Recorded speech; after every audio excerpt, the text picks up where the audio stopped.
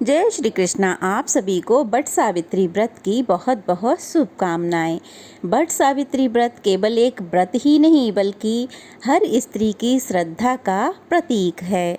जिस प्रकार माता सावित्री ने अपने तप, प्रेम और निष्ठा से यमराज से अपने पति के प्राणों को वापस पाया, उसी तरह यह व्रत हर सुहागन की श्रद्धा का प्रतीक बन गया है।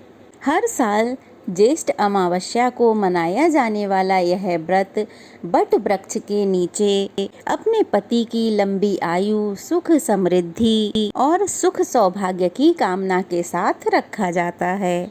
बट वृक्ष अर्थात बरगद का वृक्ष त्रिदेवों का निवास स्थान माना गया है। उस बट वृक्ष की पूजा करके स्त्रियां सावित्री जैसी शक्ति प्राप्त करती हैं। इस व्रत में सभी स्त्रियां लाल या पीले रंग के वस्त्र धारण कर 16 श्रृंगारों से सजी हुई कलावे के साथ बट वृक्ष की परिक्रमा करती हैं और अखंड सौभाग्य की कामना करती हैं। तो वह दृश्य केवल एक पूजा नहीं बल्कि एक स्त्री के अखंड सुहाग का उत्सव होता है। तो चलिए आज के वीडियो में हम जानेंगे इस व्रत की पूजा विधि, संपूर्ण पूजन सामग्री, पूजा के नियम और शुभ मुहूर्त के बारे में, ताकि इस बार बट अमावस्या आपके जीवन में सौभाग्य, सुख, समृद्धि का बट वृक्ष बन जाए। बट सावित्री का व्रत साल में 2 बार रखा जाता है। यूपी बिहार की साइड ज्येष्ठ अमावस्या को यह व्रत रखा जाता है क्योंकि यहाँ पर पूर्णिमा के बाद से नए महीने की शुरुआत मानी जाती है। तो वहीं गुजरात, अन्य जगहों जैसे कि दक्षिण भारत में यह व्रत ज्येष्ठ मास की पूर्णिमा तिथि पर रखा जाता है। इस बार अमावस्या तिथि 2 दिन है। 26 मई सोमवार को दोपहर 12:13 से अमावस्या तिथि लग जाएगी और अगले दिन 27 मई मंगलवार को सुबह 8:31 तक यह तिथि विद्यमान रहेगी। तो ऐसे में इस बार बट सावित्री व्रत और ज्येष्ठ अमावस्या का व्रत 26 मई दिन सोमवार को ही रहेगा। 26 मई सोमवार को सूर्योदय होगा सुबह 5:45 पर, सूर्यास्त होगा शाम 7:01 पर। ब्रह्म मुहूर्त रहेगा सुबह 4:09 से 4:57 तक। अमृत काल सुबह 3:24 से लेकर 4:49 तक रहेगा और राहु काल सुबह 7:30 बजे से 9 बजे तक रहेगा। अब जानते हैं इस दिन रहने वाले शुभ मुहूर्तों के बारे में। भले ही अमावस्या तिथि दोपहर से लग रही है, लेकिन जो सुबह की पूजा है वो आप सूर्योदय से कर सकते हैं क्योंकि यह व्रत निर्जला रहकर किया जाता है।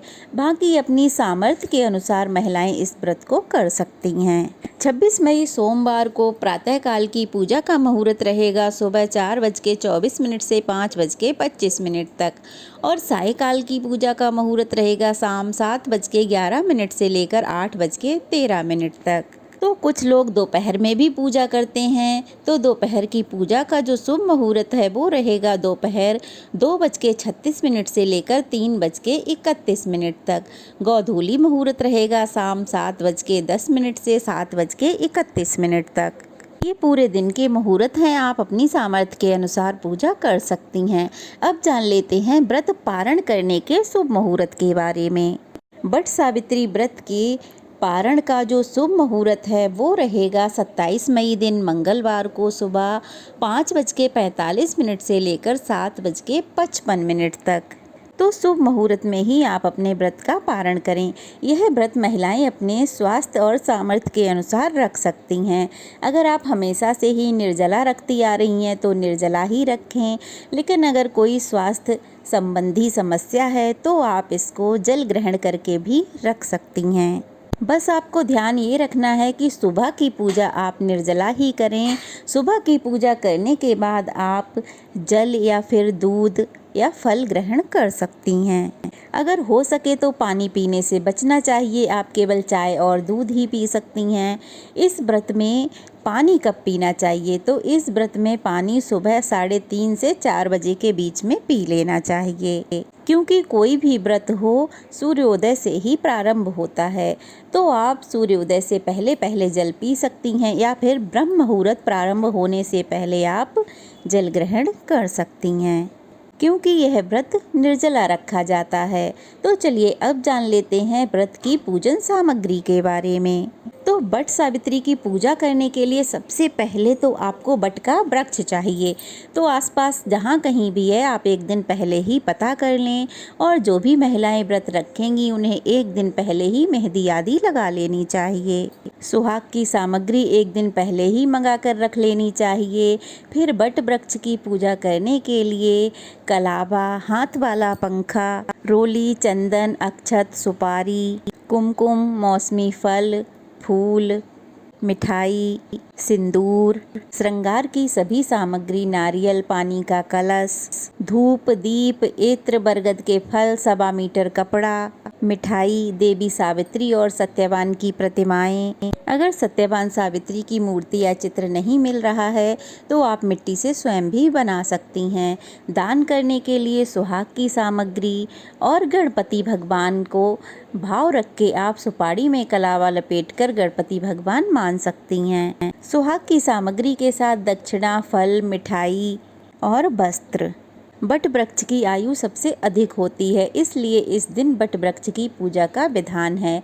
अगर आसपास बट वृक्ष नहीं है तो एक दिन पहले ही आप बट वृक्ष ढूंढ लीजिए और फिर उसके बाद व्रत वाले दिन सुबह जल्दी उठकर हाथ में जल और अक्षत लेकर व्रत करने का संकल्प लें। सूर्य देव को जल अर्पित करें, अपने घर के मंदिर में पूजा करें, और आप बट वृक्ष की पूजा करने जा रही हैं तो सभी सामग्री अपने साथ में लेकर जानी चाहिए। बट वृक्ष को दूध और जल से सींचकर धूप दीप जलाकर पूजा करनी चाहिए।